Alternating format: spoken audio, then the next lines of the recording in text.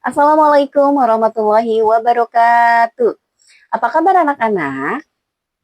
Semoga hari ini kalian dalam keadaan sehat, dalam keadaan semangat, dan tentunya dalam lindungan Allah Subhanahu wa Ta'ala.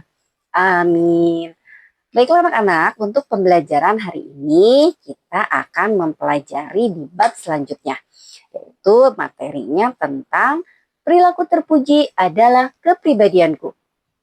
Kenapa kita mempelajari perilaku terpuji ini?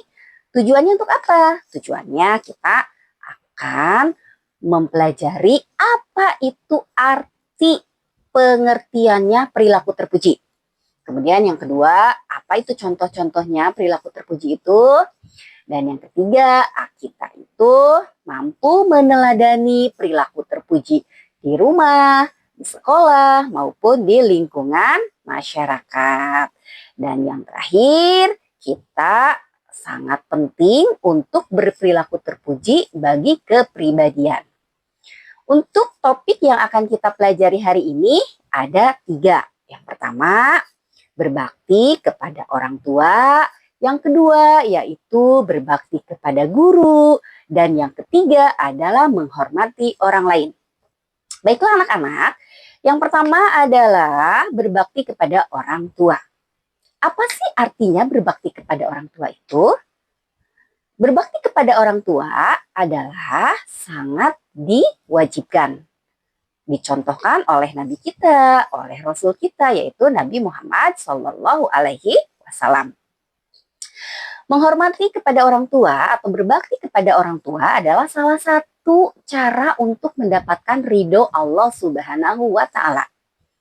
Kenapa? Karena ridho Allah tergantung kepada ridho orang tua. Nah, apa saja sih contohnya? Contoh berbakti kepada orang tua. Yang pertama, mendoakan orang tua. Yang kedua, patuh dan taat atas perintah orang tua. Tidak boleh melawan, tidak boleh berkata kasar ataupun berkata kotor. Nah, yang kedua yaitu berbakti kepada guru. Apa sih pengertian berbakti kepada guru itu? Berbakti kepada guru adalah kita harus patuh dan taat kepada guru yang telah mengajarkan kepada kita. Apa contohnya? Ya kita hormat, kita menghargainya, apa yang kita perintahkan oleh guru kita melaksanakannya. Dengan cara apa? Dengan cara menghargainya. Karena guru itu adalah orang tua kita di sekolah.